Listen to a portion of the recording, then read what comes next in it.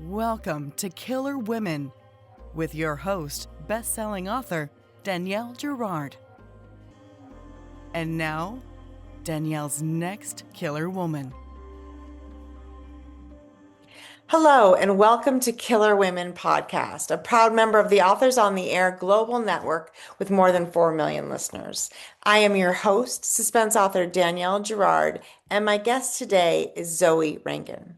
Zoe grew up in a village in Scotland. She studied international relations and Arabic before going on to qualify as a primary school teacher. She spent many years traveling in Europe, Asia, the Middle East, and Africa, and eventually settled in New Zealand. She's always been passionate about writing as well as spending time outdoors and exploring by bike, often with her 2 small children who are equally adventurous. Welcome, Zoe. Thank you, and thank you so much for having me. It's Welcome so from fun. New We're here to Zealand. talk about your debut novel, which it's always debut novels, debut novelist. It's I also fresh and know. exciting. And of course, I'm sure it was just so easy to get here, right? You just wrote a Oh, book yeah, and just wrote a book, got it published. That was it. End of story. that's it. I love that. I love those stories. We call those fiction, but I do love them. Yeah, yeah. Before we get into all the questions, Zoe, will you tell us a little bit about The Vanishing Place? The Vanishing Place.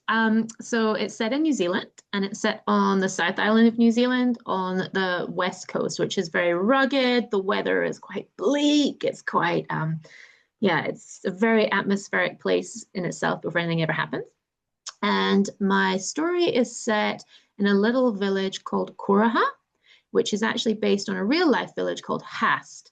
But Kuraha is Te Reo Maori for wilderness. Okay. So it's this little village, and on one side, the village is encased by vast ocean, and on the other side, bush-covered mountains, like huge expanse of bush, like bush you can disappear into. And one day, a little girl appears out of the bush. She's about 8 years old. She's bloodied. She's dirty. She stumbles through this doors of the only little tiny shop in this village, and she won't speak. She seems a little bit feral, and it's eventually the only police officer in the town is called, and people start to become a bit, I don't know, a little bit confused or freaked out because she looks just like someone who disappeared 20 years earlier, someone that they don't know where she is. Some people presume she's dead. And they start to think, well, what secrets are hidden in the bush? The police officer actually knows where this girl is. He's one of the only people who does, and she is currently living in Scotland. And he asks her to come back and help with this case, which to her means coming back to memories she doesn't want to a past she doesn't want to, reliving things that she's been trying to run from for 2 decades, and to face all these fears and to help this little girl. It all means going back into the bush and seeing what's there. Right. And when she left the bush, she ended up, she left her family was there. She left her family. Yes. Yeah. So she was living with her family in the bush. And the villagers do know about this family because for a little while they did communicate with the village. Yeah. Yeah. Yeah. So you were talking before we started to record, you told us a story that is sort of a little that echoes this story that's now sort of big news in New Zealand. And share that story because I think there's a lot of fun things to sort of ask about the real life version. Because of course, one of the Yes. things we always run up against in fiction writing is plausibility. Is that plausible? Can that happen in today's day and age? Can somebody actually disappear in the bush? Yeah, I think this is an interesting thing. A lot of readers as well have maybe not been to New Zealand. And so for me to present this idea that there is this place in the world that you can go and vanish seems very implausible, especially when, particularly in America and the UK where I'm from, your every action is recorded, every phone call, every card interaction, like it's impossible to vanish. And I've written this book about vanishing in New Zealand. And so although my book is not based on this case at all, there's a case in New Zealand at the moment that does provide plausibility to it. So at the end of 2001, there was a man called Tom Phillips 21, oh, sorry, 2000. what did I say? Yeah, sorry, 2021. That was a I long was time like, ago. wait, not quite that long. Yes, Yeah, sorry. okay. 2021. Yeah. A man called Tom Phillips took his three children into the bush and hid them there. And the police for 4 years used dog searches, man searches, helicopter searches, plane searches. Then, of course, they had drones, um, and they could not find this man and these three children in the bush. So when I started writing this story, he'd been hidden in the bush for 2 years. So he wasn't in the media too much, and it wasn't really a focus. But I was just like, oh, you can disappear into the bush. But a week after my book came out in New Zealand, there was a rather tragic blow up of this story, and that he came out of the bush, and unfortunately he was shot. But his three children have been recovered from the bush. But I think it's just in the New Yeah. Zealand at the moment, the book's hitting really hard because it's, these things can and do happen in real life, and that's quite chilling. How do you feel like people are responding to the fact that it sort of seems like people must have assumed at some point that he was perished with his children, right?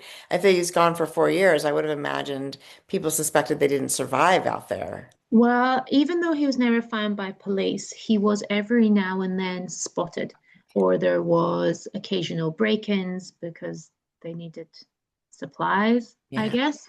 So there's been little kind of breadcrumb traces of their existence. Hmm. Um, so I think people assumed they were Still alive. alive. Yeah.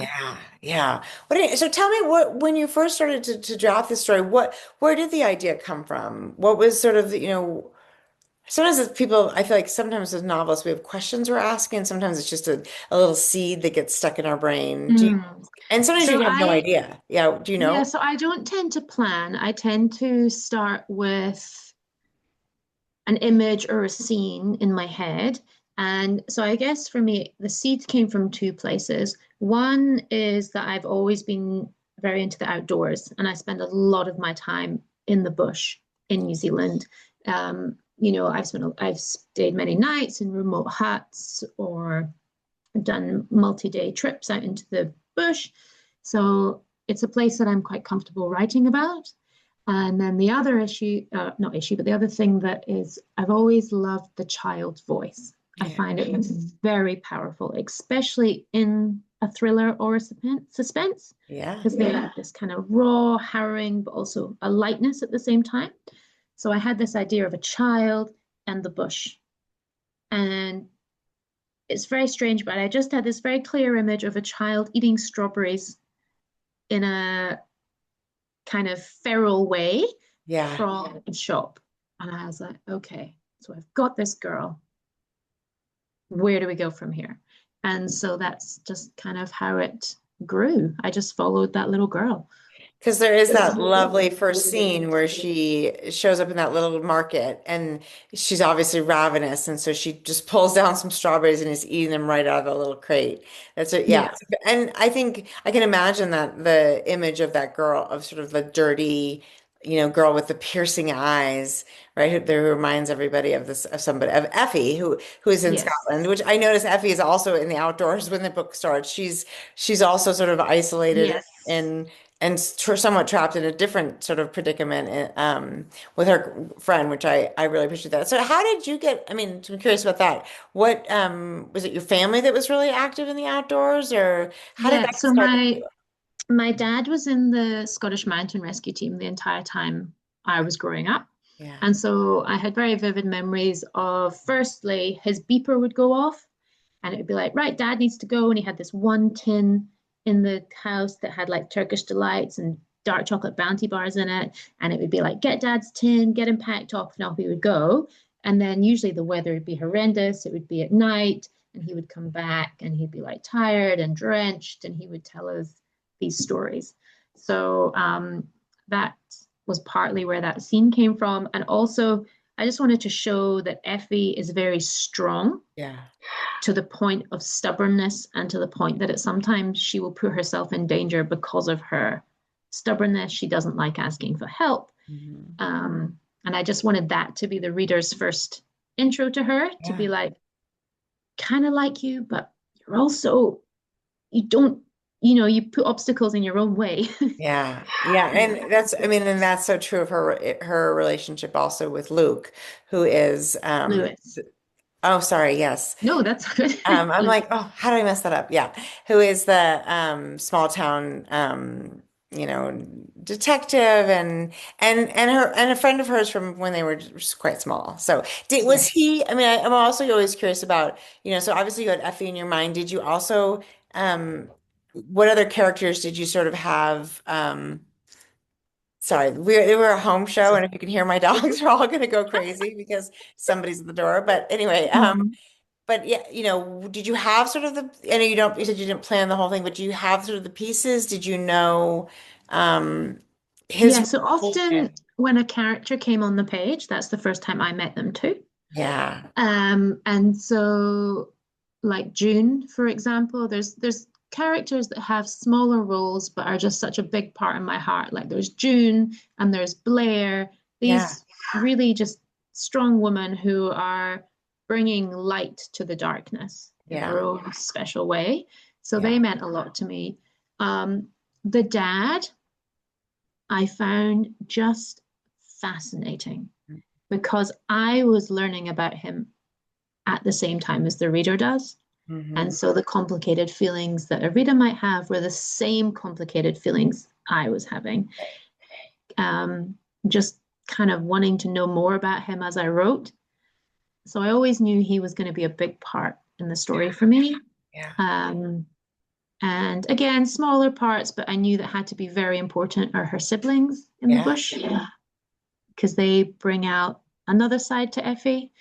So, and I think I've always wanted to write a book that was largely character driven because Mhm. I think sometimes while you maybe forget about the plot of books, the characters stay with you.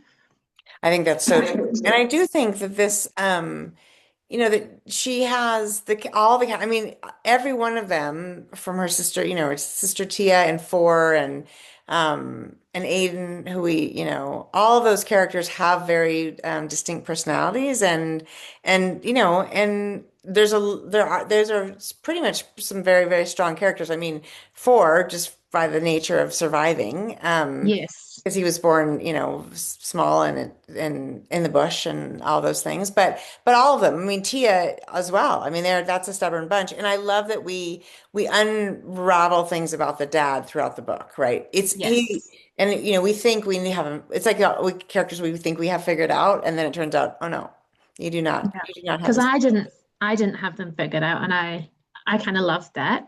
Yeah. But I also loved that with the siblings, you learn very on that they have a very different memory of their childhood almost, or a very different recollection of it to Effie.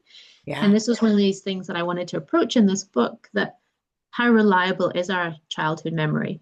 And the things that we, I don't know, attribute importance to and the things we highlight in our memories, are they the same as what other people did? Hey. And yeah, so I've always thought, I've always been fascinated with this idea about the weight that we carry from our childhood into our adulthood and how it affects who we are.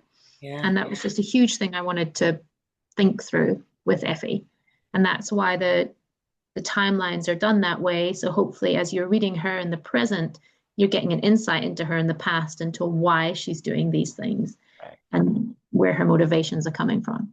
And there is something also about being the first, she's the oldest child, she's the firstborn Yes. daughter, which there's all the memes about firstborn daughters, which I'm a firstborn daughter, so I know Yeah. that at least some of them are true, about being Yes. stubborn and being the person that dependent on and because of, and it's not I don't think it's a spoiler to say that their mom doesn't survive very early in the book. So really it is, I mean, you can imagine she has to pick up all this slack, right? Because their dad is surviving in the bush and helping them survive and no mother figure. And so, yeah. So yes, her experience is very different than for instance, her sister's. So it's beautifully done. And I love that. I also want to go back and talk about, because since it's your debut, about if whether this is the first book you've written, which I know because we already talked about it, that it is not. But I'd love to hear you share the story of, that first book and sort of what happened with it. And I'm assuming this is the second book. I guess I didn't really ask. Yeah. So Yeah. yes, So tell us about that. um, I had written another book, um, and one that I'm still very proud of and still very connected to, and spent a huge amount of time on it. Um, and I was very fortunate that that book got me an agent. And I can still remember standing in my bedroom, looking at my husband, and that just elation. Because I'd written this book, and I only submitted to three agents. And within 10 days, I'd heard back from two of them with interest. Oh, And so I remember saying to my husband, I was like, this book's going to get published. I can't believe it. Spoiler, I was wrong. Um, so I well, had, we don't know if you're wrong. You've been wrong yeah, so far. yeah. And so I signed with one of those agents and we worked on the book. And they did say, we are a little worried about the darkness into which this book delves, but we love your writing style. So let's work on it. And we worked on it. And it went on submission, which is one of the most horrific times for a writer. It is just, I was probably just a horrible wife to live with. I just can't even imagine. And then the days and the weeks go past and you just start to feel this, oh, and so it didn't sell. And that was heartbreaking. Yeah. Really heartbreaking because you think, oh, I've got an agent now. That's me in the door. Yeah. But what happened was an editor in New Zealand read it. And she sent me an email, your rejection email. No, thank you. And I was like, oh. And then there was a but to the end of this email, which said, but your writing style is just fabulous. We want you, just not that story. How do you feel about writing another book? And it's this like whirl of emotions, right? Yeah. You're like, what? Do Want you me to know how long start that took again? me? Do you know how much work that was? What? Yeah. Worked on this book for so long. Oh my goodness. So, I took, luckily with emails, they don't see your reaction. So you have a moment to like quell the madness. Um, and so we met in Auckland and she said, so I love your writing style, but we want a book that's set in New Zealand. What could we do? And so I left that meeting with this idea of the girl with the strawberries in the bush. And she pitched it to Hachette New Zealand and MOA based on 4,000 words and an idea. And they said yes. I love it. So yeah, that's that like amazing elation, but also you're like, wow, I've still got a lot of words to Yeah, write. you're like, I have 4,000 of 100. Yeah, that's Bought a book based on just this wee tiny sample. And then I actually wrote it in 6 months. So that was for me, it was like I felt that was quite quick. yeah. And then it sold into America, and then it sold into the UK, and this crazy journey continued. And how long ago was the meeting in Auckland? So I wrote the book in 2023. So I think the January 2023 must have been the meeting. Yeah. Exciting. And I love the idea, and we were talking about this before we started recording as well, which is the idea of like that the dark, right? Because Yes. this is the same thing that I got as a young newly published author was, oh gosh, you look so sweet. How could you write something so dark? And what do you think, Zoe? Where does the dark stuff come from? What are we trying to work out there? And I'm asking you and for a friend. Like, I mean, I'm always wondering it myself. I think it comes from like um, I'm an overthinker to the extreme. I remember when I was a little kid, my dad just holding me with like one hand on each shoulder and looking at me and goes, Zoe, you worry about things that other people don't even think to think about.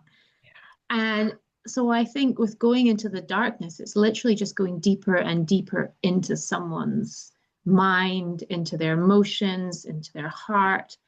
And I think probably I don't know, one of the most fascinating and easiest ways to expose that in someone is to put them in peril or to put them in a situation that's unsettling.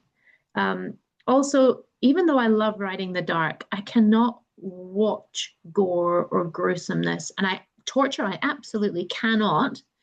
But I feel on the written page, opposed to on the TV, it's a different outlet for the dark because you don't need to have this kind of in your face image. You can just have this gnawing sense of unease that kind of irks you, leaves you on edge, but you're kind of wanting to know more.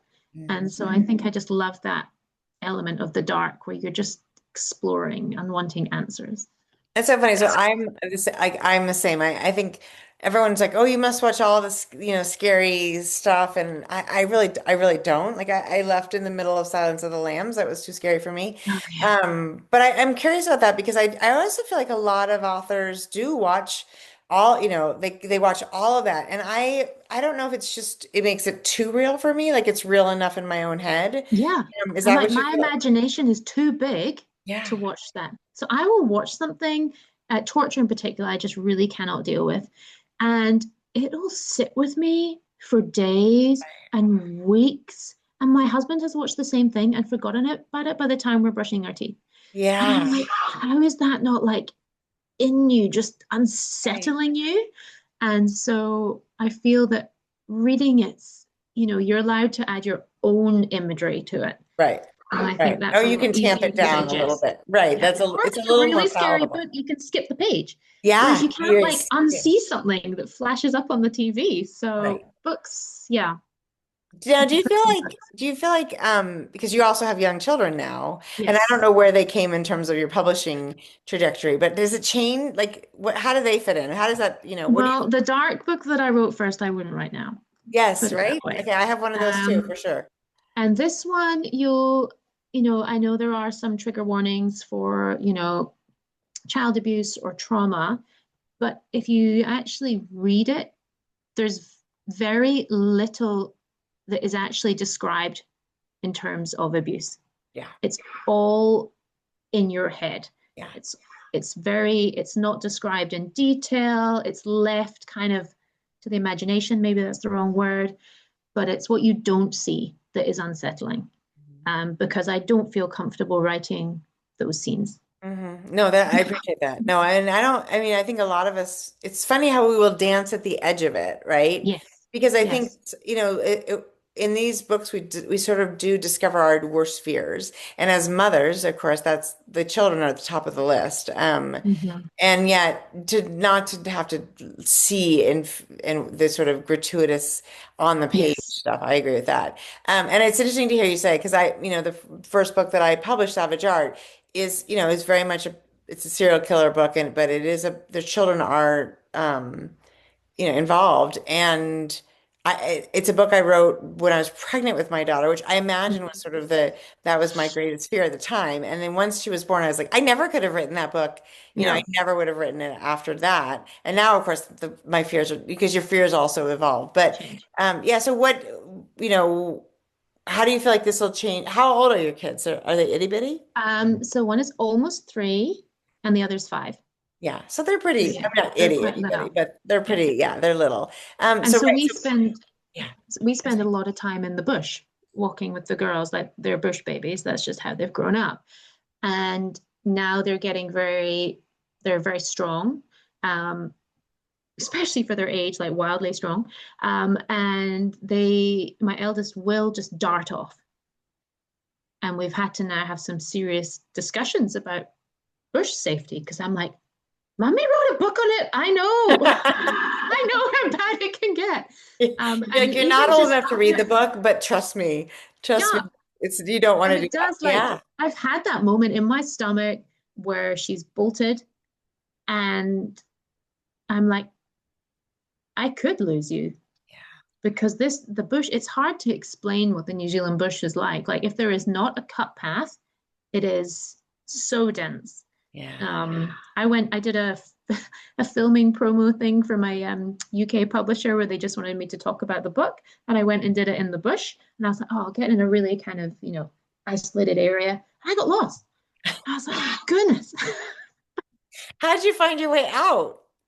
I just basically had to try and like I think my car is somewhere in that direction. So we'll just keep going down the hill. And I eventually popped out, not at my car, but at a trail I recognized. Yeah. That's so funny. Yeah. No, we don't know we don't know what that's like. And we think about New Zealand as being this kind of small country. Yes. But it's about the size of California as far as I can recall, or even a little smaller. Yeah, and the population's only like 5 million. Yeah, it's hot. Yeah, I think when I visited for a month about, God, it was 30, oh my God, it's almost 30 years ago. And it was like 3 million people and Yes. 13 million sheep or something. That was what everyone was Yes. saying. The Or sheep have gone though. oh, really? Yeah, it's all cows now. I was expecting so many sheep, but no. No, no more sheep.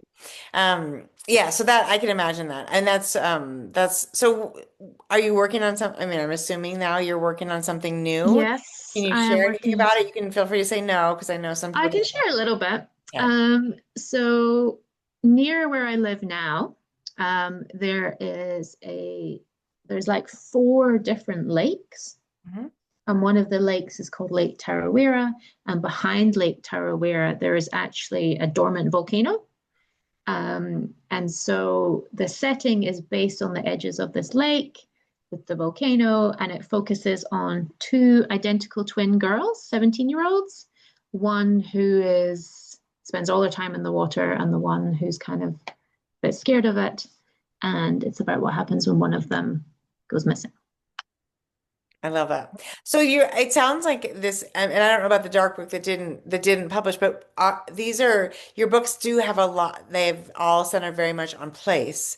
It's like you said, they're Yes, character driven, but the places you create right. or that you're pulling from are very much a character in the book. The bush is very much a character in the book. Yes. Yeah, people are like, "What do you write?" I'm like, nature-centric thrillers. True. That'd be my vibe. That's your vibe. Um, I mean, it's absolutely true. And I love it. And the vanishing places. And I saw that it was somebody with, it was over at Bloody Scotland. There was a picture of the book next yeah, to Ian Rankin, not bad company there. yeah. So I Yeah. met him in Auckland not that long ago, and he was so excited about the name. And I was like, because apparently there's not too many of us. And I was like, oh, Ian, it's just been a dream of mine to be like on a shelf next to you. And people will assume like, oh, he must have like a long lost daughter who's written a book and we must read it. Yes. So I sent him a picture of us next to each other on a shelf the other day, and he was like, I'm so happy to share. So yeah, that was so nice. That is so nice. That's so wonderful. Well, it's so fun to see it everywhere. I mean, I'm seeing pictures of it here, and I know and you were show us the UK and the Yeah. New So Zealand versions, because this is the New I'll have to Zealand hold up one, mine. which is ta-da, New Zealand. Yes, And beautiful. Yeah, similar. I love that they've got there's a feeling of and I like it here too, the kind of the mist and the, I um, know. like you There's a might good just, creepy kind of yeah, ness to them. you They're, might go yeah, around the I've been corner so and impressed. never be seen of again. So, Yes. yeah, and I love the one that you Yeah, just, no. you say one girl lost, one girl found. Yes. And this one They say, what does that one say?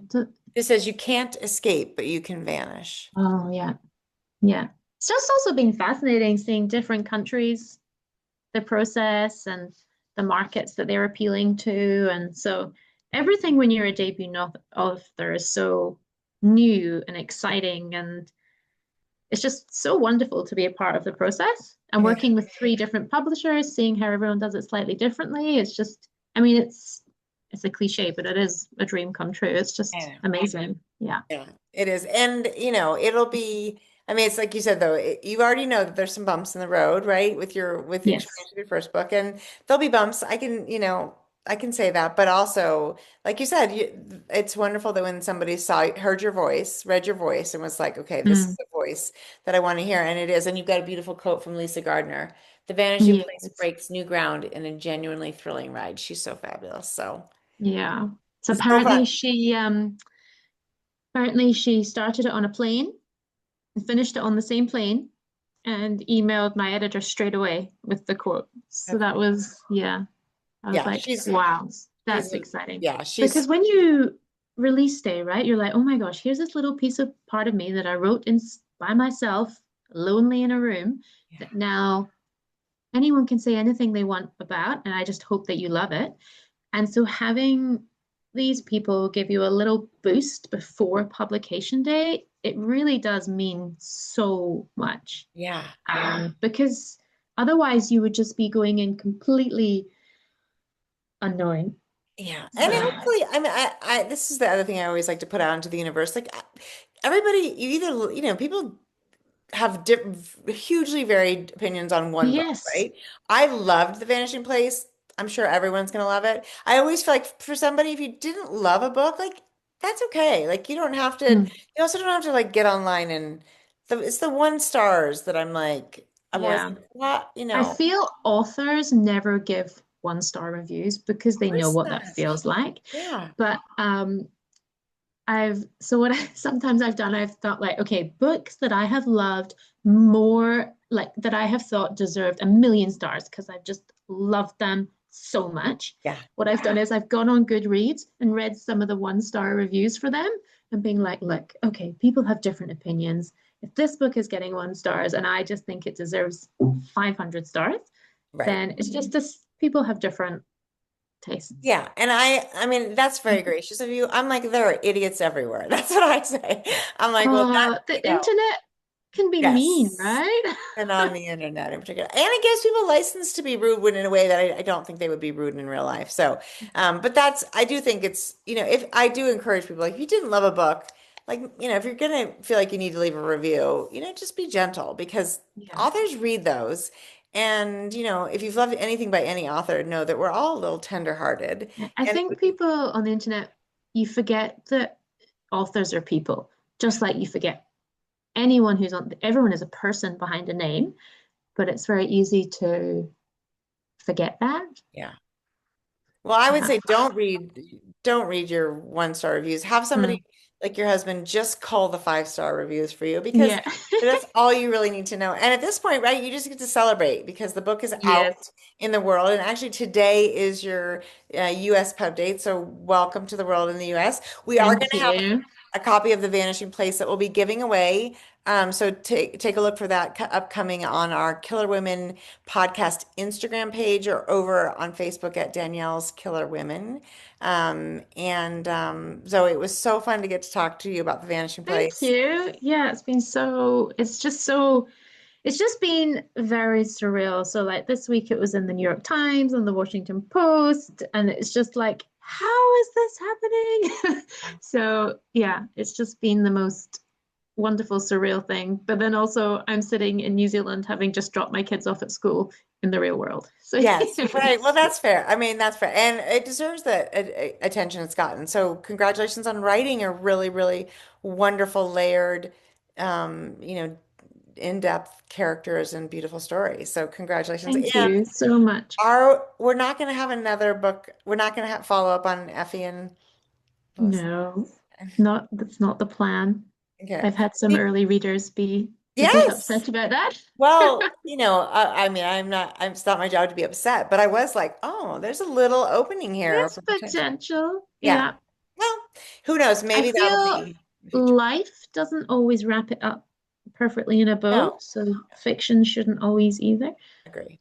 I absolutely agree with that. Yeah, that's so true. But we do love these characters. And I think that's the thing with readers when we get attached to characters, we're like, oh, there could be another one. Yes, There could be more. yes.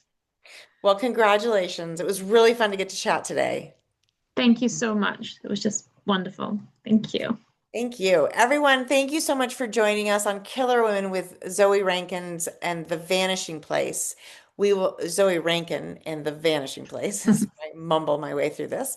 And we will see you all next time. Bye. Bye.